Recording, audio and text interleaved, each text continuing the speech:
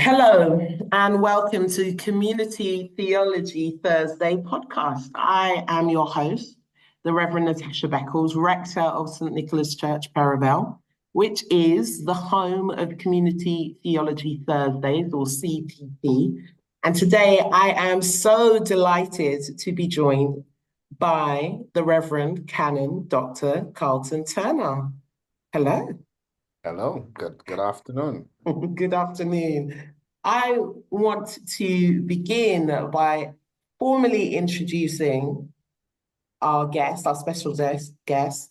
And then before we jump into our extra time questions that we've got put aside here, I feel like I need to recap on why we're here. So let me formally introduce you all to the Reverend Canon Dr. Carlton Turner, who on the 26th of September 2024 was our opening speaker for the very first Community Theology Thursday. And then our series has been on Jesus and Recommendation 32. So firstly, thank you for the courage of being our first speaker.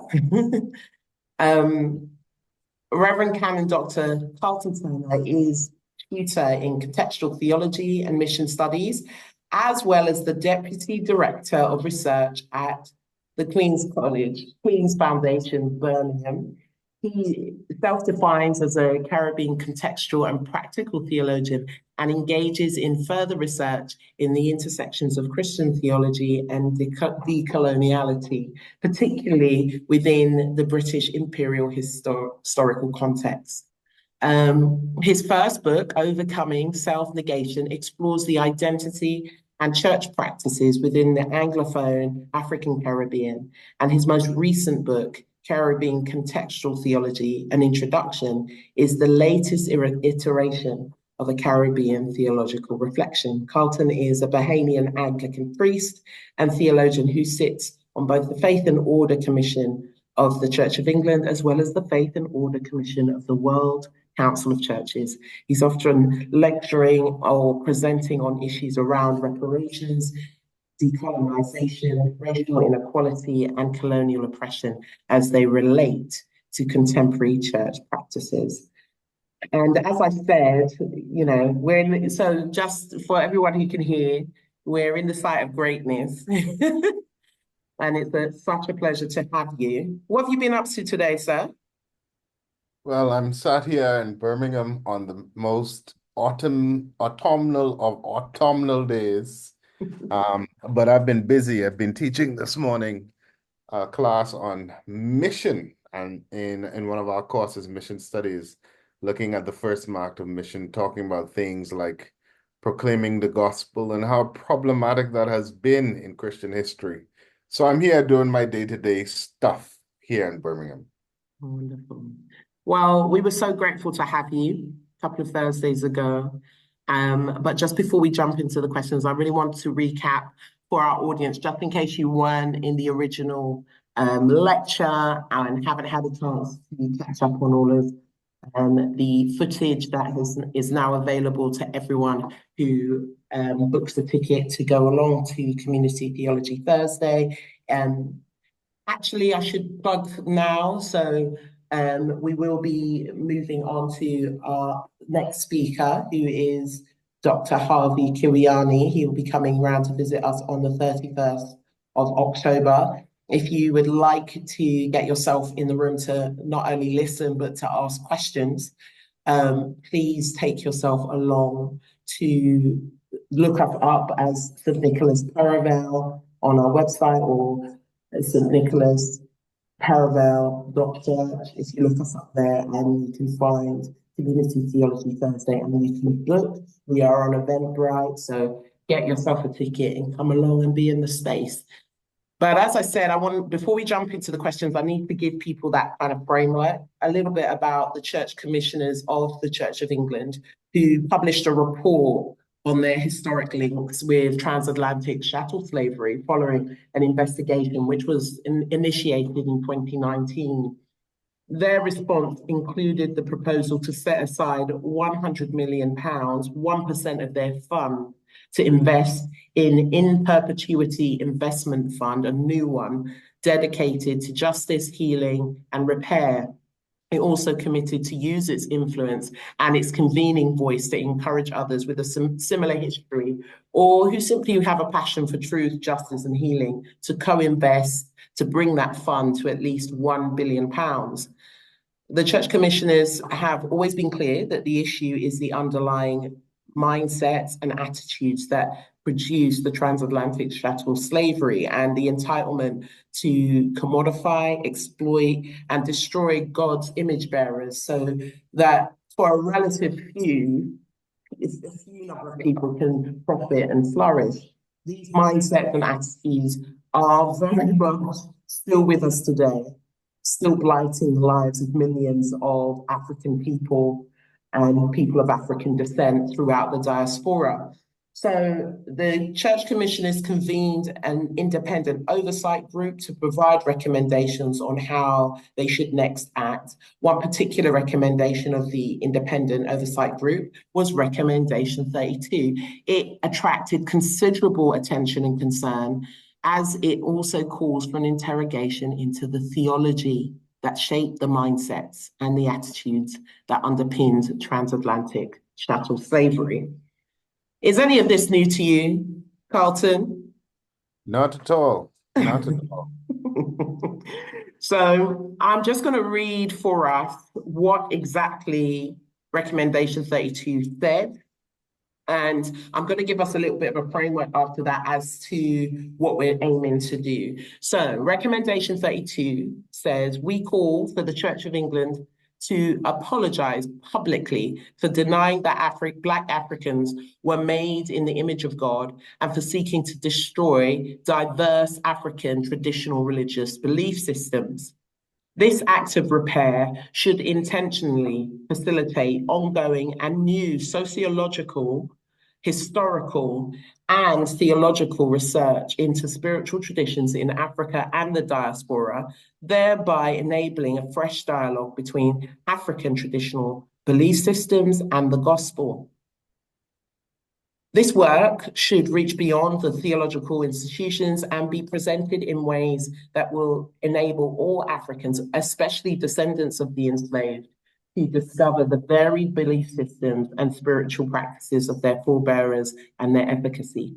We recommend that the commissioners work with all faith-based communities to which descendants of African chattel enslavement belong.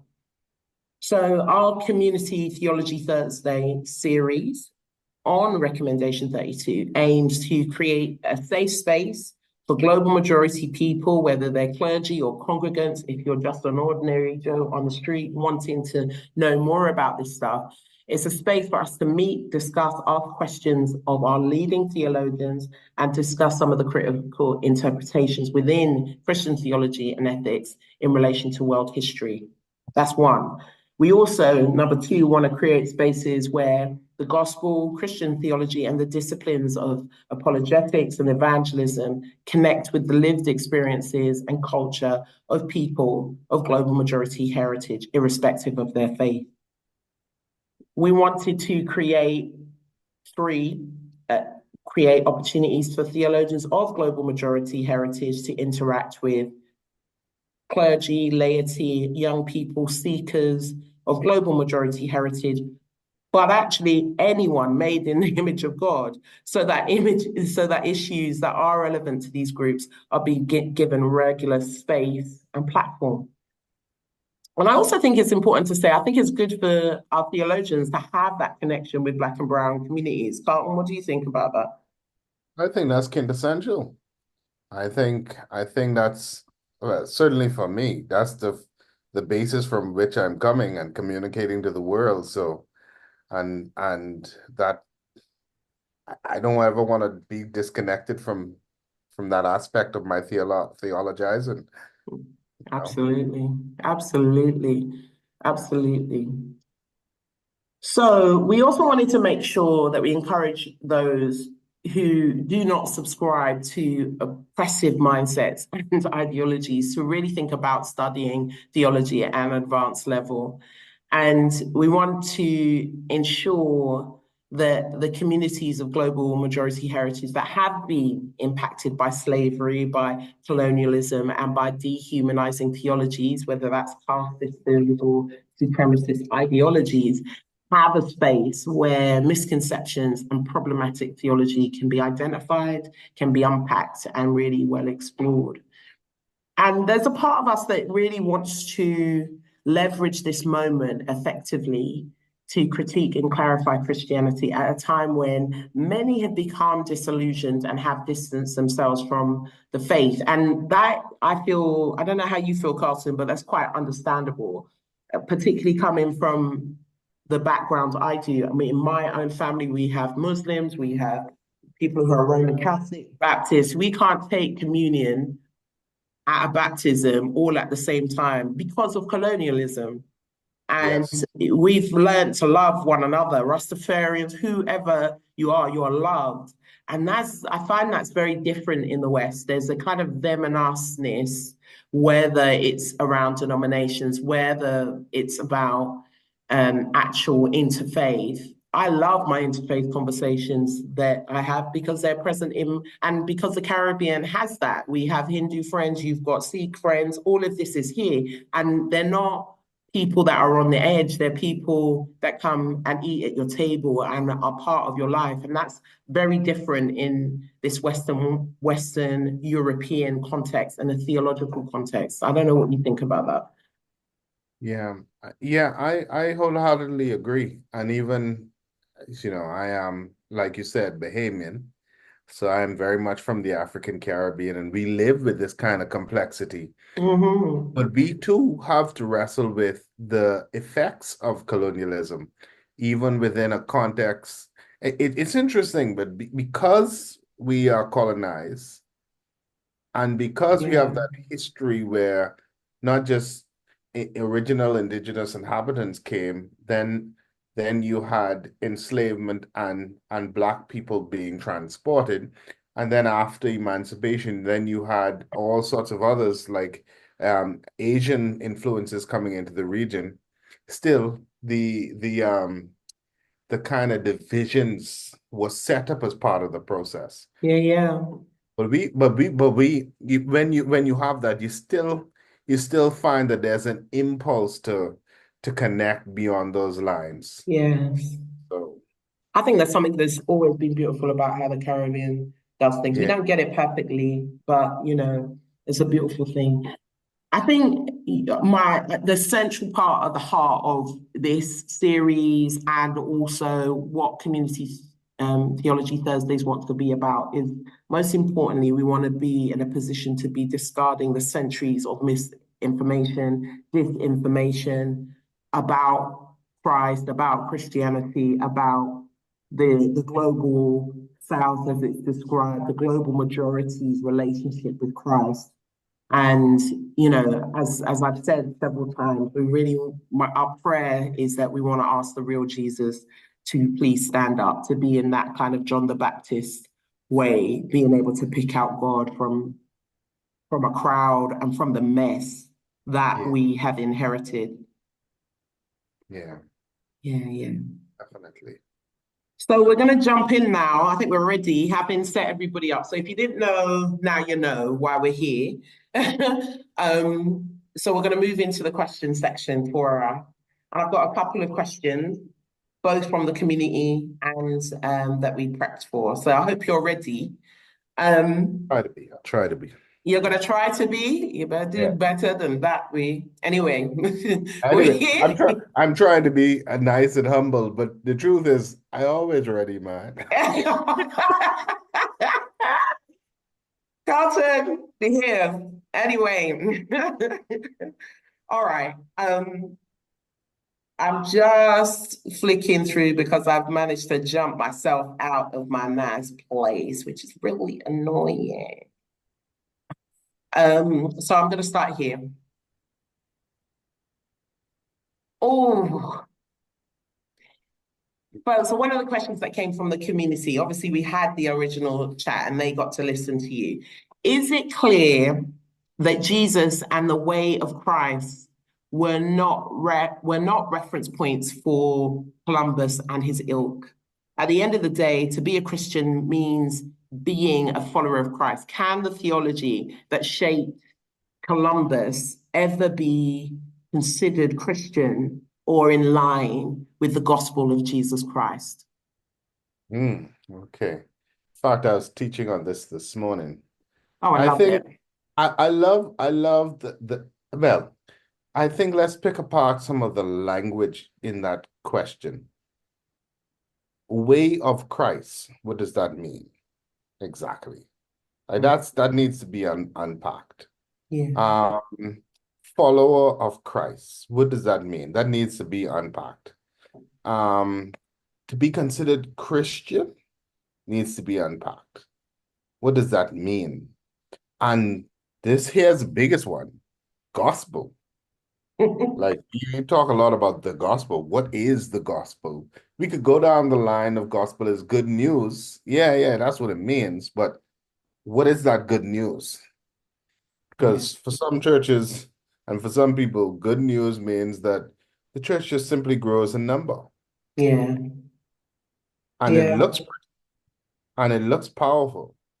Is that the good news, or are we talking about good about the poor being fed, the prisoners set free, yeah, sight given to the blind, orphans and widows cared for, the rich sent empty away. yeah, This is in the Magnificat. yeah, Uh, but let me try and wrestle with those things so that you hear how I'm thinking about it. I think there are many ideas around what we mean by the way of Jesus. And over the history of Christianity, the way of Jesus has often looked very militant. yes, And the way of Jesus looks like what we would describe as an imperial king.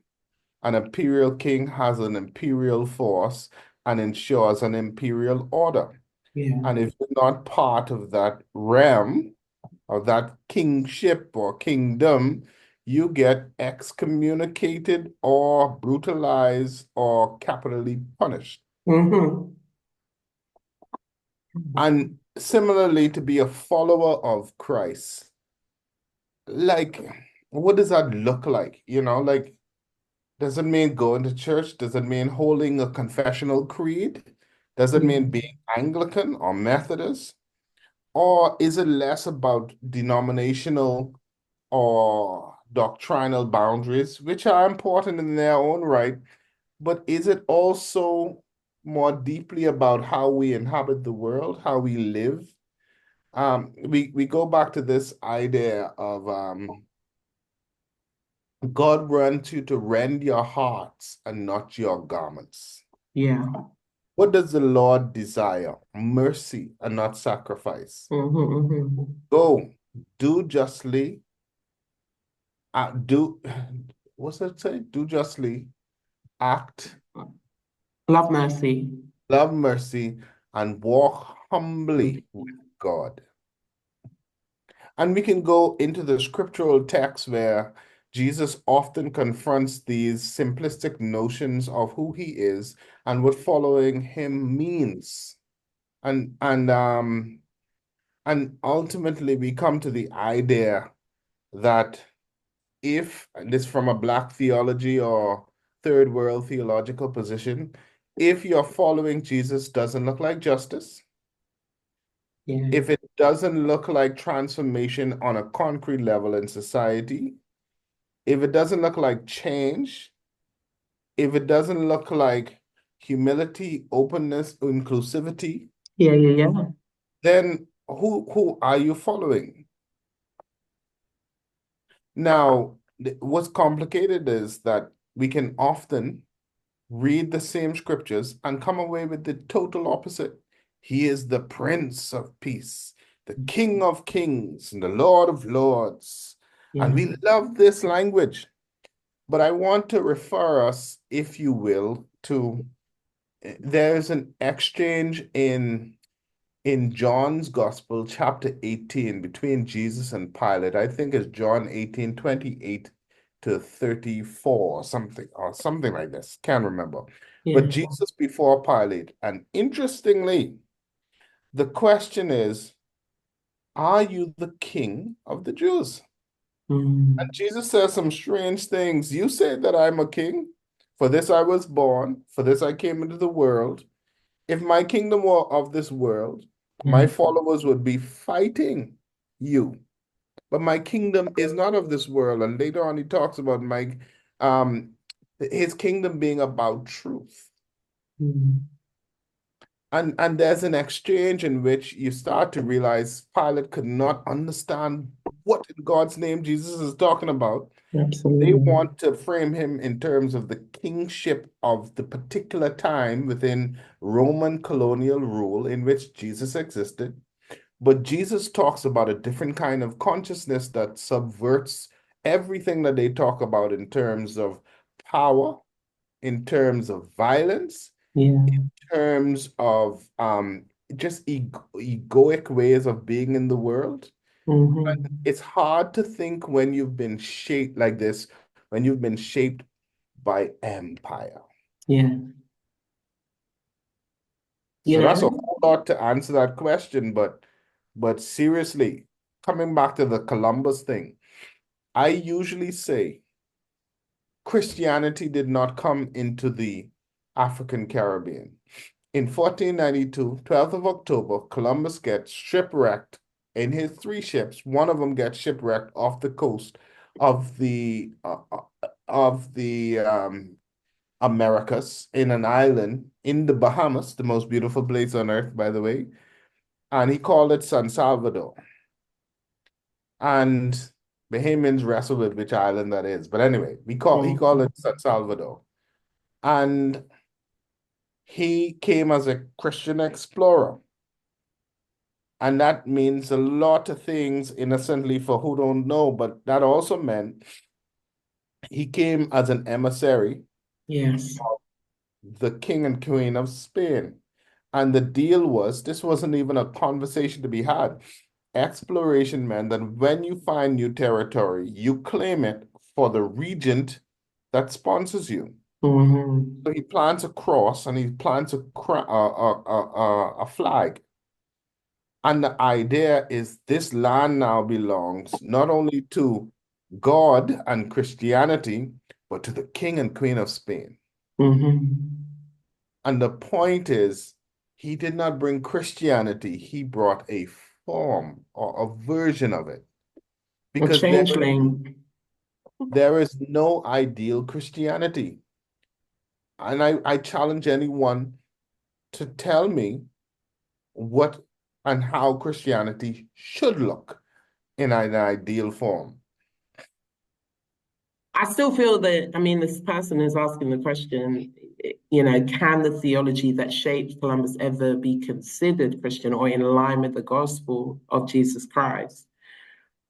As you were speaking, I was just visualizing in that movie sense how this man is shipwrecked. What befell the new world that this man is shipwrecked and he comes with a cross and he stakes that in the ground.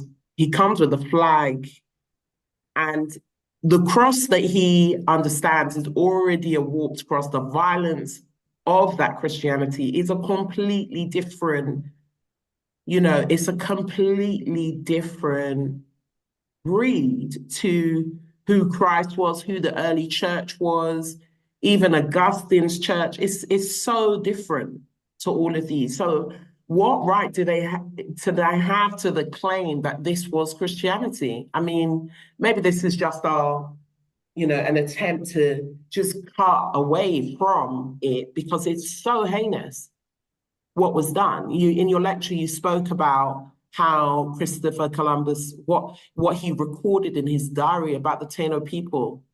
And it's heinous. This person, the whole mentality of this person has not been shaped by the love of Christ. And if you put Columbus in his own context, why would he not see it as Christianity if that's the only model he had? If your mind and your Christianity and your consciousness is shaped by empire, you cannot see any other thing. It's your standard operating system. And the Yeah. standard operating system said, these people, incidentally, who are black and brown, Mm-hmm. don't have any God and they need to learn our God. They don't have any language, they need to learn our language. They don't have much intelligence, they need to know our ways of civility. Oh, and by the way, and this is in his journal, I will take back 2 or 3 of them to your highnesses so that they may become good servants. If your standard operating system says that people who are other are only fit to be servants, then your Christianity will follow suit and you will justify it and you will read it into the text. But it has nothing to do with the text. It has to do with your standard operating system. Yeah. And I really tremble and shudder when I think about how can we step back and look at our contemporary Christianities and what we're doing. Yeah. Are we doing the same kind of thing? Think about LGBTQ questions. Are we Mm. doing the same kind of thing? Thank you so much. I've got another question for you. Are you ready? Oh yeah, I'm trying to be. Remember. How can we separate a colonial theology from one that is based in the reality of the Bible, i.e., a Middle Eastern religion that operated under different assumptions to the West?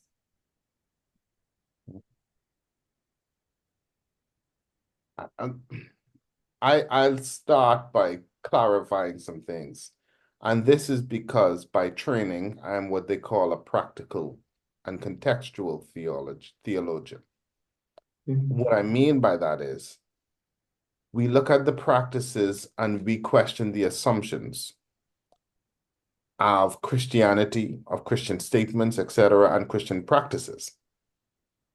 And as far as I'm concerned, when we talk about the or a Christianity, we're already in hot water Okay. because the colonial Christianity is problematic. Let's make no bones about that. But trying to find the ideal Christianity or the authentic one, whatever language we want to use, is almost as equally problematic. Because when you start to become the ideal type, pristine, pure, undiluted, Yes. century, Palestinian, perfect doctrine, tradition handed down perfectly, and you start to operate as if you're the ideal, then you end up subjugating and colonizing another. There is no expression for complexity and change and transformation. And there are some things that are not going to change, but there are a whole lot of things that must change. And there's a deepening of our understanding of the mystery of Christ. This is why theology talks about the mystery of Christ. But when you think you have the whole mystery of Christ, what you're saying is, I am powerful and you are not because you don't have the mystery like I have it. And you end up doing the same thing that Columbus, as an example, does. So, to that question, I would say separating colonial theology from, uh, I don't know, a better one. I think it's tricky business and intentional work. Mm. And even when you do the separating, you got to realize that if you think you're going to come to a pure Christianity, think again. What we can best be guided by is we tease out all the ways in which we have been toxic and violent and unjust. Mm-hmm. But we must also be ready to explore and create a new vision, a new consciousness. Um, a new way of being in the world, but guided by things like love and justice and diversity is a big thing, and openness. Um, because I think one of the issues is deeply entrenched in our understanding of Christianity is the need to make it right, R-I-G-H-T, in a perfect sense.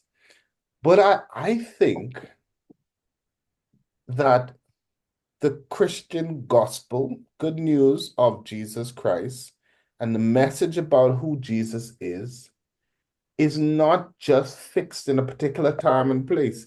It expands. Yeah. The Spirit will never be put into a box for all times and all places.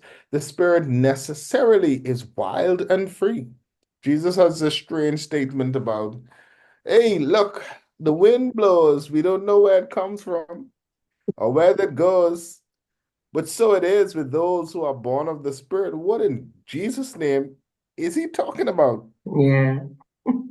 And then he speaks to his disciples, particularly in John's Gospel, about the Paraclete, who will abide with them, the guide. And there are things that I can't tell you now, but when the Spirit comes, he will lead you into all truth. What's that about?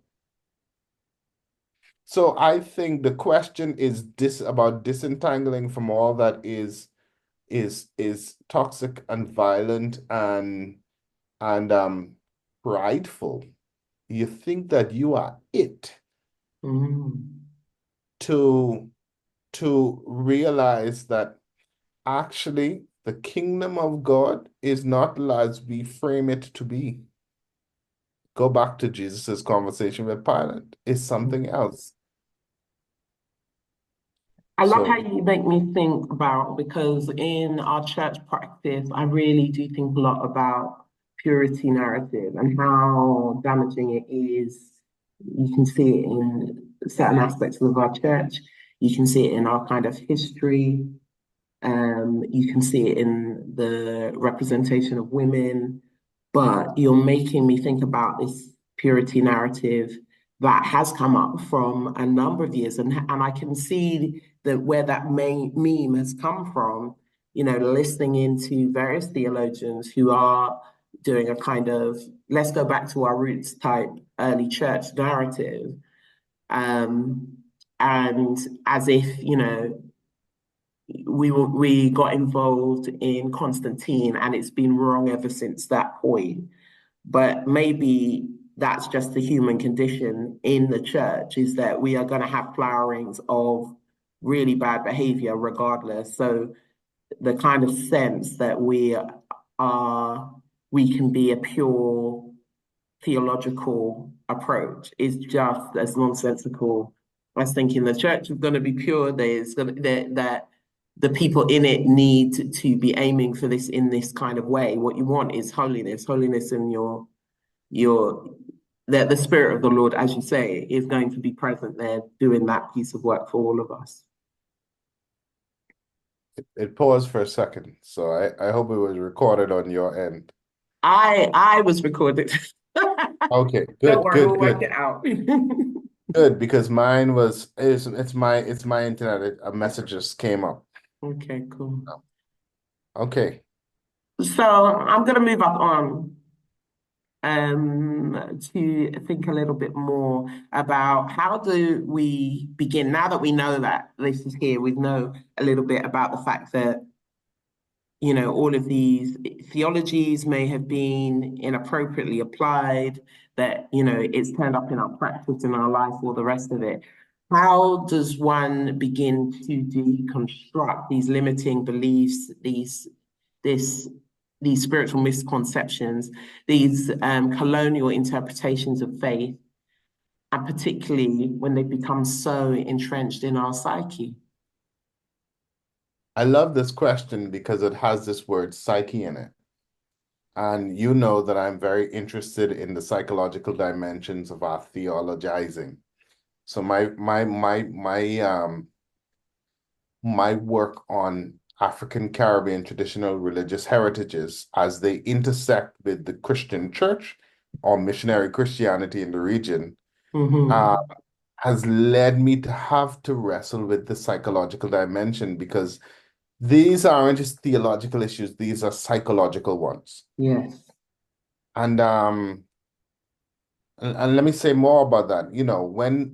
When you talk about the faith that we have inherited, anyone, you're not just inheriting a body of facts. It has implications for your mind and your soul and your emotions Mm-hmm, mm-hmm. and your worldview. And deconstruction is considered a bad word in some quarters Okay. because it's seen as a dangerous thing. You're deconstructing, so you're just doing away with the the the eternal, unchanging, um, God. yeah, like and not at all. I think Jesus is the ultimate deconstructor. Because I mean, just read the Sermon on the Mount, Matthew 5 to 7, or Luke, similar, I think 5 and 6, or wherever it is, Sermon on the Plain and Luke. Jesus is doing a whole lot of rabbinic work. He is wrestling with his inherited faith, bringing back to to um what's primary, what's secondary or not. Further, you go to Matthew 23 and 24, Jesus's discourse against the scribes and the Pharisees. Oh, Jesus Christ, the things he says to them, Mm-hmm. things like, you go to and fro across the world and find converts, and then you make the other twice a child of hell. Just imagine that. Jesus says things like, you whitewash tombs. Mm. Like Jesus does not hold any punches. And ultimately, he makes statements like, we bring out of our treasure chest things old and things new. He's doing something improvisational, but at the heart of it, he is being seriously self-critical of his own faith and tradition. Yes. This leads me to the psychological part. I think what we need to do, what we should do, is like a psychotherapeutic approach.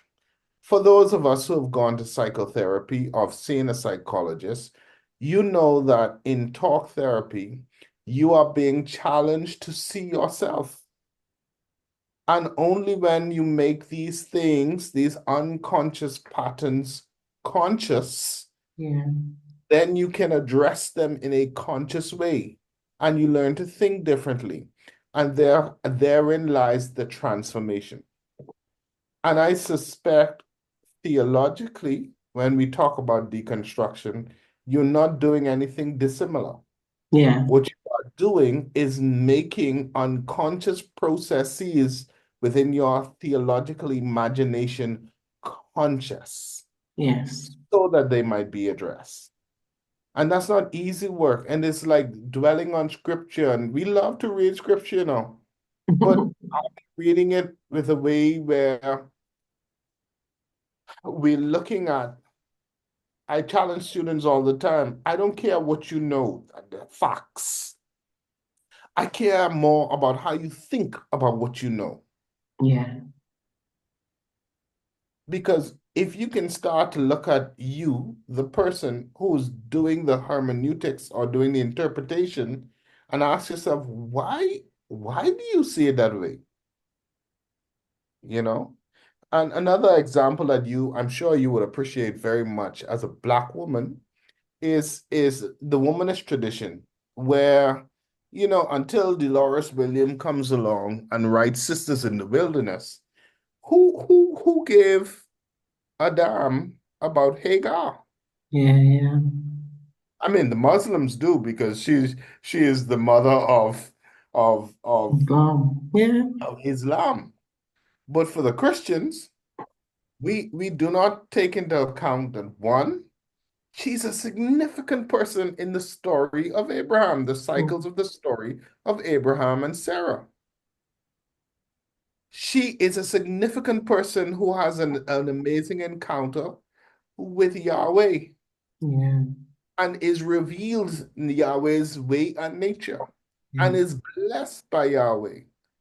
She reveals to us a particular toxic relationship in Abraham's life.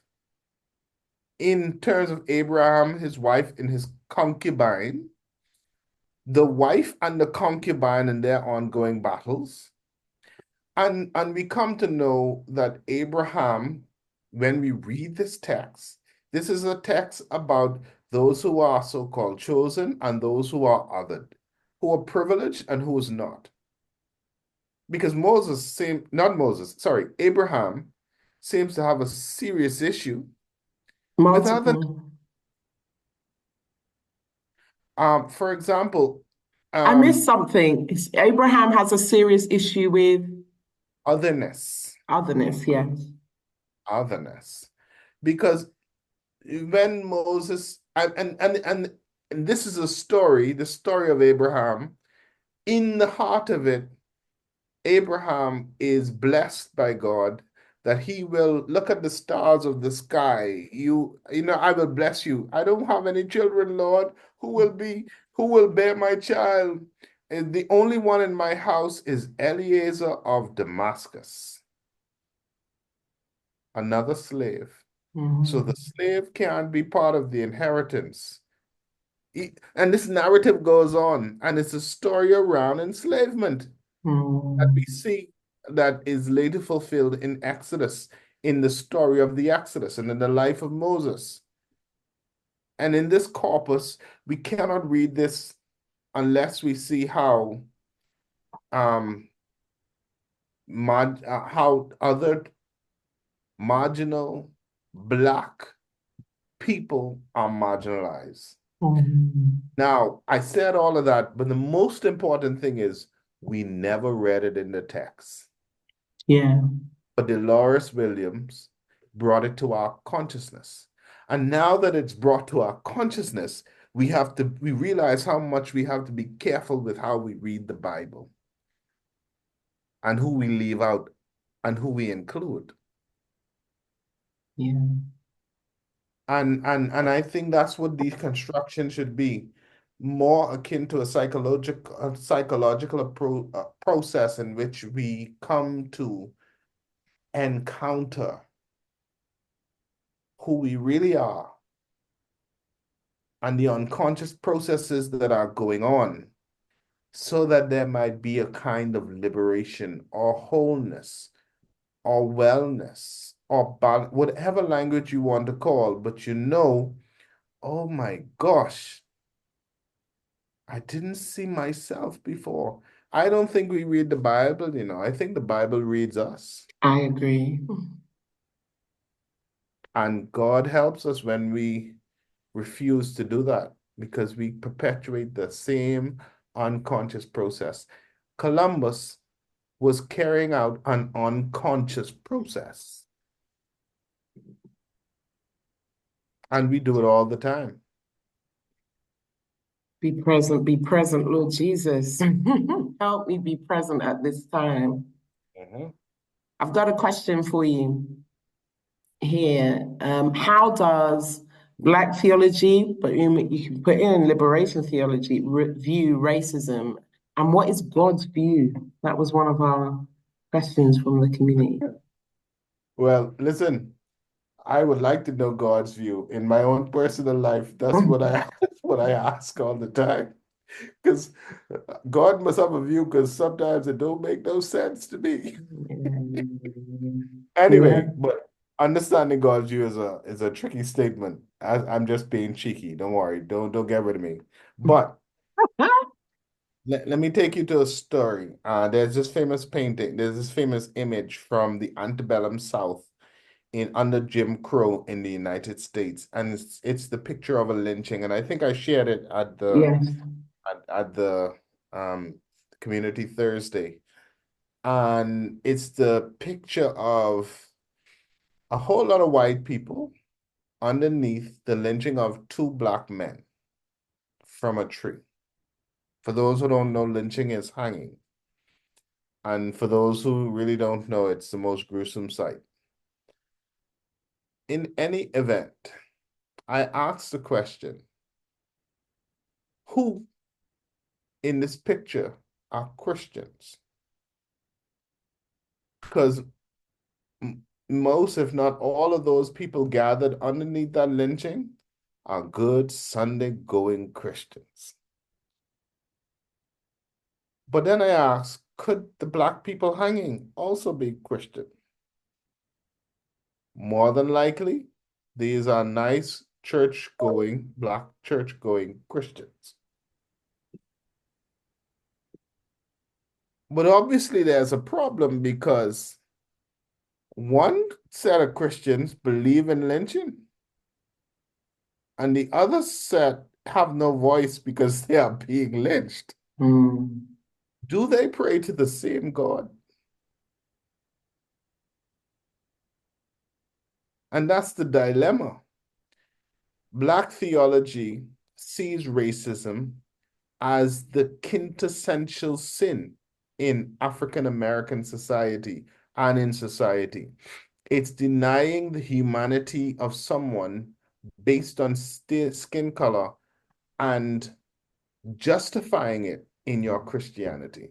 And if your Christianity does not see racism as a problem, it cannot therefore be Christianity.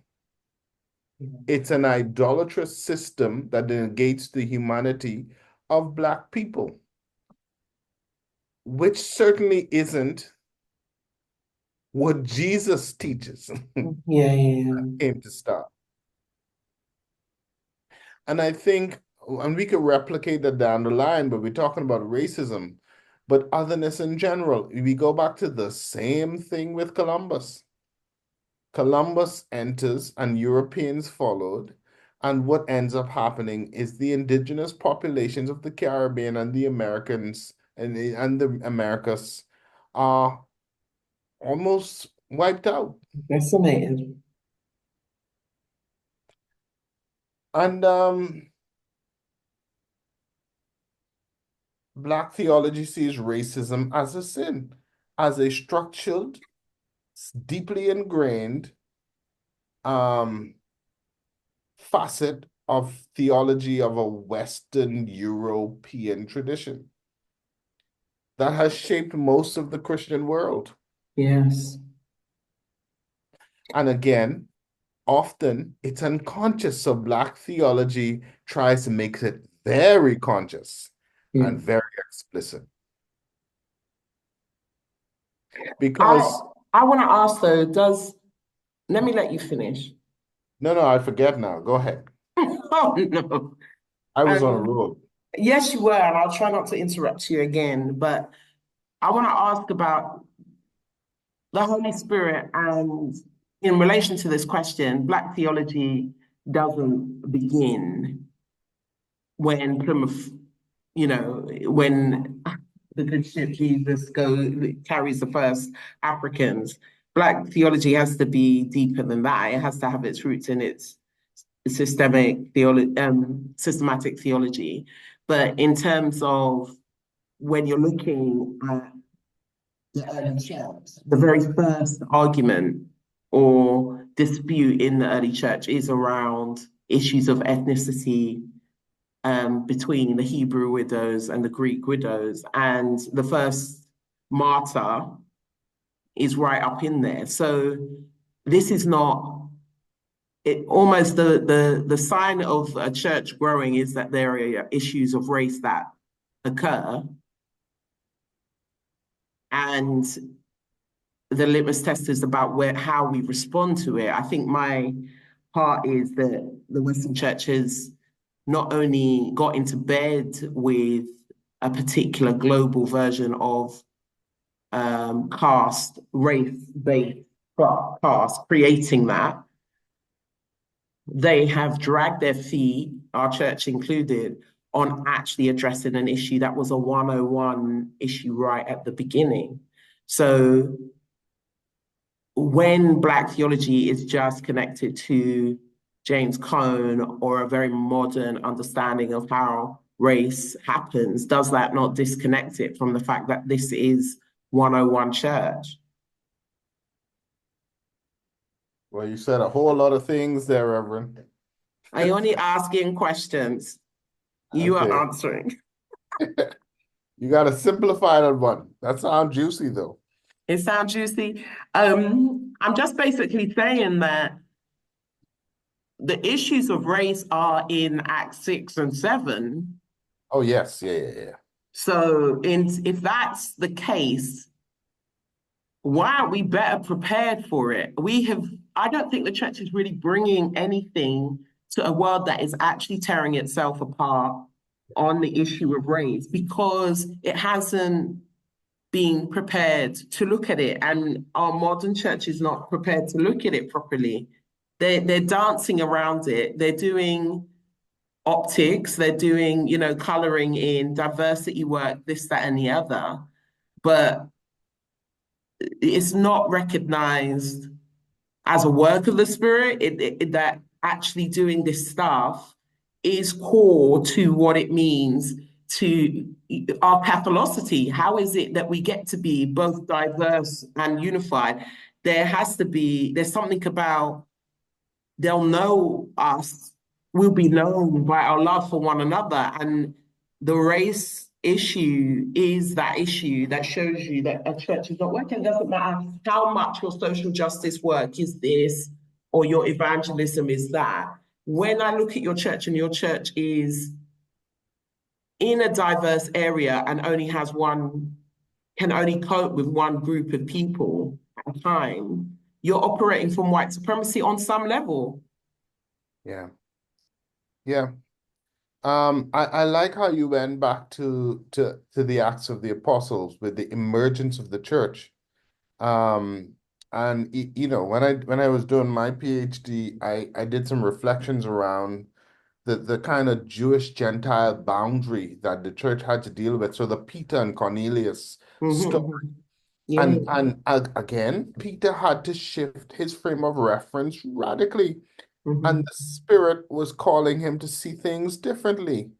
And all that he had called unholy, suddenly called nothing I have made unclean. And Yeah. then he started to click that actually this wasn't about ritual stuff. This was about Jewish Gentile discord and how he was seeing the movement of the Spirit. And the movement of the Spirit will not be inhibited by one's identity markers. Because God will use who God wills, when God wills, how God wills. This is how the Spirit is. And the first council of Jerusalem had to learn. Listen, I think the biggest battle in the church wasn't in 451 when the church split or 325. You go back to the New Testament, the biggest challenge was about, well, what do we do with Gentiles? And what did they do? They listened to the Spirit. How did the church grow? Through Gentiles. Like we need to take account of this reality in the New Testament. Here's the thing. I think we don't see it because of our hermeneutics. And for those who might not understand, it's the way we interpret the Bible. We interpret it in a way that just perpetuates the same things that are handed down. We're not critical. It's the lenses we use. And if your lens will just be saying, oh, the church grew in number, and you take no account for the diversity thing going on, then another good example of this is, and I ask students all the time, there are two passages, I think within Matthew, but also kind of in Mark as well, maybe perhaps in Luke, I can't remember. But we think about the Great Commission. make disciples of all nations, baptizing them in the name of the Father and the Son and the Holy Ghost. That's not say Spirit, the Holy Ghost. Ghost. Teaching them to, we have theologies around, there's a lot of power there. He gives them power, they are to dispense the power. Go earlier in Matthew's gospel, he sends out the 70, gives them no bag, no food, no money, no belt. Lord. Whoever accepts you, and it's a radically different approach to mission. But and it's about vulnerability, it's about Mm-hmm. trust, it's about serving for the needs of others. It's about the power is about empowering. And the power actually comes from powerlessness Yeah. and dependence. But which one do we emphasize as the hallmark of mission? The one that has to do with power. Make Mm. disciples, very command-like. Mm. But we can easily interpret and do work around that other one too. What say something about powerlessness because that's quite a scary concept for those people who've been oppressed. And I just feeling like we just came out of that. Okay? And it's I think also, global majorities critique themselves in the frameworks of whiteness for not having had more impact or because there's not an understanding of how structural inequality works, perhaps. But say more about what you mean by powerlessness in that context. So for me, I'm not talking about the marginalized and the disempowered. I'm talking about the centers of power Mm-hmm. needs to learn powerlessness Mm-hmm, mm-hmm, mm-hmm. because this is where the issue is. This is why Jesus overturns the table of the money changers. People like Bonhoeffer in Germany or Martin Mm-hmm. Luther King Yeah, in the yeah. US.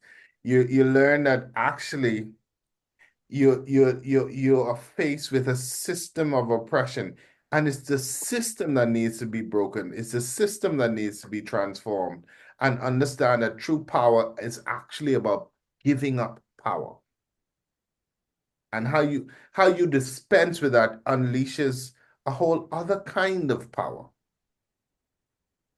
that is not like one that dominates and controls, but one that empowers, one that brings resurrection. But you know something? It's hard for us to imagine that because we've been so locked into one paradigm Of course. for so long. Power is competition. Power Mm. is getting one up over. Power is in numbers. Power is in how rich you are, wealthy you are. Power is Connected. in your influence or your status. Mm-hmm. But go back to Jesus and Pilate. This is a question about power too. Mm-hmm. If Mm-hmm. my followers were of this world, they're not. They would be fighting you. I'm not fighting you. It's good to go And back to these and be challenged by carry on. yeah, and I think one of the things about the New Testament church, or even before it was called church, or what it was, this movement, this gathering of people, these early followers in Acts chapter 2, held all things in common, Yeah. healed each other, they grew in number, and they worshiped together. Like, what a great formula. It's so non-defensive, and I think, and that's scary, but actually, is that not the vision that we find in the book of Revelation, that we find in Isaiah 11? Yeah. Isaiah 6. I think it's Isaiah 11. The beatific vision. The wolf should lie down with the lamb. The little Yes. child should lead them. There should not nothing should hurt on all my holy mountain. I will be with them. I will be their God. They will be my people. There will be peace, and the earth shall be filled with the glory of God as the knowledge of God as the waters cover the sea. Yeah. What a vision. Mm. But I ultimately I just think we need to self-check significantly so. Wonderful. Here's another question for you. Do you know which books, chapters, or verses were removed from the Bible? We talked about the slave Bible. Mhm. Which ones were removed to control Black people, or I've added, or how can we find out more about this? Thank you. I like the how can you find, because I can't remember just some general thoughts about this. Um, well, anything that deals with liberation from slavery had to go. Yeah, Anything that talked about agency of slaves had to go. yeah. So the entire book of the Exodus, Gone, gone. the formative story that is informed by exile and enslavement, I can't go, I can't stay because you mean God is on the side of the oppressed? Oh Yeah. Jesus, oh we ain't doing that. But texts that are there are texts like slaves obey your masters. Mhm, mhm, Or we have the book of Philemon and this letter to Onesimus. mhm. This letter that talks about where Paul is talking about accept a slave back. That's your Christian duty. But says nothing about make sure free him from slavery. I still love that passage because when you lean into it, he talks about how you knowing that you're a slave to Christ, there's almost a suffocation of slavery going on because he knows as a Roman citizen, he's got no right to tell the person. But there's a reason, there's need to have that discussion in some sort of way. Yeah. But I would ask the questioner to just look up the slave Bible, read around it. This information is easily accessible. And should there be some kind of exhibit, please do go. There was one at the Lambeth Library or something Yeah, because they last found the season. second one. The other day, they always thought there was only one, I think, in Virginia, but they found one and they found it in Lambeth Palace, which is the Archbishop of Canterbury's. Interesting, isn't it? It is very interesting. It is very interesting. I think we need to come into line just shortly because I don't know. We could do a couple more questions, but we are coming to draw us to an end. But I've got some questions here because there were a lot of questions people had. They were very enthused by all that you had to say. Do you know anything about what were the typical evangelizing strategies used by Church of England missionaries in Africa and the Caribbean? Did these distort the typical convert's understanding of the gospel and the way of Christ? You've mentioned about that before. How that Jesus taught and that the disciples understood? If so, in what way? Okay, quick one. In I think the first instance I can talk about the African Caribbean more than anything else. So it's an example of Hmm, a hmm. missionary Christian practices, okay? Yeah, Fueled by missionaries.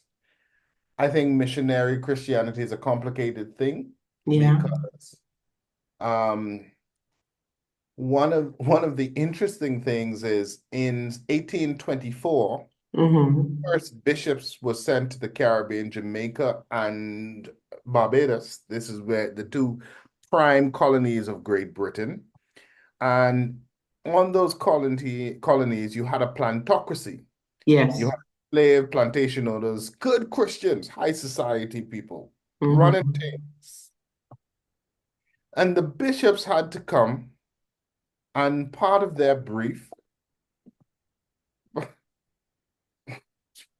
part of their brief. I'm sorry, I have a call coming in. I'll be on call. They're only gonna call back. But part of their brief was to educate the population in preparation for emancipation. Yes. 1824, giving them 10 years or so. Oh, Okay. 10 years, and then you had the 4 years of apprenticeship. apprenticeship. Yeah. So 1824, 1834, good 10-year period, educate those slaves. And this period, missionaries were being supplied to help the churches. But one of the biggest issues bishops had were with planters. And one of the issues that missionaries had were with planters around how their around the nature of Christianity and the slaves. Planters did not care that slaves had missionary instruction. Yeah. Missionaries were fighting that slaves had some kind of Christian instruction. Planters didn't think that the slave slash animal would be a part of any heaven they would go to. Yeah. This thing runs so deep. Bet they didn't think. I bet they didn't think that our ancestors would be part of that. Because you're like, I can behave as I wish. This helps you understand. I had another question about the abuses that went on. How do you do it? You really don't think that they're going to be in heaven. Wow. They're not human. They're not human. Not only are they heaven, they're not even human. They could be raped and beaten, but they're not human. The other thing is missionary Christianity has a complex history as well. Yes. Because try as you might, whether it's more gentle or whether it's more violent, the fact is, all of it was very patronizing because you assume that the people that you are leading Christianity needed to be European, needed to speak English, needed to be civilized. That's problematic because their Christianity puts them in a space where they only can be legitimate if they're European. Yeah. But they can't be Black, even though they are Black. And this is the complicated nature of it. Even if you try to be beneficent, if you try to be, think of slave rights, you still end up in this. The system itself does not see the slave as, or the enslaved as human, period. And if they are human, they are different and lesser kind of human. And I think that's a complicated nature of missionary Christianity that we have yet to really deal with. Wow.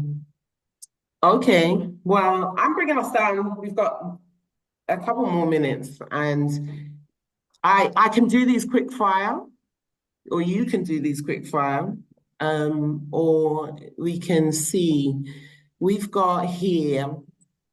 Some would argue that Western churches have been engaging in forms of ancestor and idol worship for centuries under the veneer of Christianity, effectively distorting the gospel good news and the way of Christ. But what we would not want is to displace one set of distortions in favor of another. What systems do we need to put in place to ensure honest truth seeking in the implementation of Recommendation 32? Okay. Yeah, I think we just need to keep this question open. Mm-hmm. We need to keep this question open because, again, there are no ideal forms of Christianity. And I think new ways of seeing the text and reading context is important. And I think that makes for a better and stronger Christianity. So my big thing is keep that question open because little by little you know something, the truth is, I can only speak of the Church of England in this context, both here in England and across the communion. We have a complicated relationship with the crown. Yes, we do. We ain't touched that yet. And you know something? That's a heavy one. I don't. Not now. We're doing another podcast. I'll bring you back. I'll bring you back for that one. I don't want to touch that bow. I don't want to touch that one. All right. Here's one. Here's one. We live in a globally interconnected world, which is changing very rapidly as a result of aging populations, artificial intelligence, climate change, and challenging geopolitics.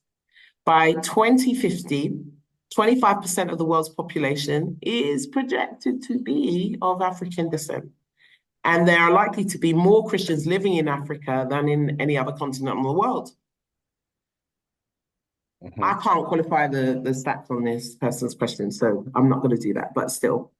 Against this backdrop, how can Recommendation 32 break down barriers to evangelism and help Christians in Africa and the Caribbean and their diasporas draw closer to Christ in the years ahead? They're not making it easy for you, my love. Some heavy questions, man. Heavyweight questions, people came. Yeah. Yeah.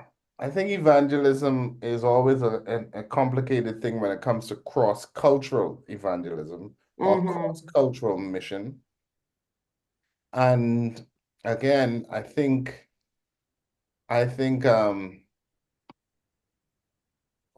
we need to be very aware of this dynamic, because if you're not aware, you end up perpetuating the same anti-African, Afrophobic, anti-Indigenous, anti-other things, assuming that you have the right way interpretation of the Bible and the gospel, and you're taking it so that someone accepts it. But it could be that actually you could learn a thing or two and be open to that. And I think that is the case. In fact, the truth is, here in the UK, in the former imperial centers, African missionaries are coming back to re-evangelize here. We call it reverse mission. Intentionally. I've got a question about that though, because Oh Lord. because some of the kind of evangelism that has gone around parts of the Caribbean and Africa, 100% is white supremacist, Afrophobic, all of these things. So that means that some of the attitudes, or less, I say, at points, has been, if anything, is capitalistic. It's what? It's what? Capitalistic. Yes. So how is it that can we be re-evangelized by streams that, have been impacted by the same violence? Obviously, they're interpreting it and going to bring that in particular ways. But if they're operating that in ways that actually perpetuate the same anti-Black, white supremacist narrative, all it means is that you've got a Black missionary doing that. That's not helpful. No, similarly, there are huge problems with the kind of God TV prosperity gospel. They're doing their stuff and it's hugely problematic. They're mostly Black, many African centered, and is very capitalistic. And there are big questions that they raise around power, around the view of the human person, about inclusivity. And I would say a lot of that is a new kind of imperialism. Yeah. But and I think no matter where it comes from, it seems it needs to be critiqued, even if it's reverse mission to this country. But the fact that this country is not as Christian as I thought it was. And a good place book to look in for this is, I think, Israel Olofinjana has a book on reverse mission. I don't remember the title, but people like Harvey Kwayani is in it talking about these complicated issues. Keep And also coming. and also Paul Nachahayo here at Queens critiques this idea of reverse mission. The same thing you're saying. So Mm. so there have been theologians who've been talking about these issues at length and at depth. Okay, I think we have battered you with enough questions. Are you feeling fully like explored? I'm fully explored. I'm flat out. You're flat out. So, well, this is my opportunity to say our next session is going to be our next Community Theology Thursday will be taking place on the 31st of October at 7 p.m. at St. Nicholas Church in Paravel. If you would like to be in the room, you need to get yourself to our website, stnicholasparavel.church. If you look up for Community Theology Thursdays, you can book yourself in. What we have added now is not only are we doing a podcast, you see how the spirit, I hadn't planned a podcast, but here now we have a podcast. We are also recording the session. We haven't streamed them. For health and safety reasons. We haven't streamed them, but if you buy a ticket and cannot be there, you will get a copy of the recording and you can look at that and really benefit from all of the conversations that our amazing theologians are bringing. So we will next be with Harvey Kiriani, who Carlton just mentioned. Who's going to be speaking about African traditional religions and spirituality. And we're really wanting to have a critical discussion on the misuse of Christian theology and ethics, again, to dehumanize Africans and devalue their traditional beliefs and practices. So I want to say thank you to all our listeners. Thank you for joining us for this conversation. I hope you found it fruitful, filling, and just bringing more depth to all that we have done. I want to take this opportunity to say thank you to Carlton. Thank you for being a friend of Community Theology Thursdays. You know you're going to have to come back. You know this? Do you know this, brother? Yes, I know this. So we are going to say thank you to him and thank you to you for listening. Until next time. God bless.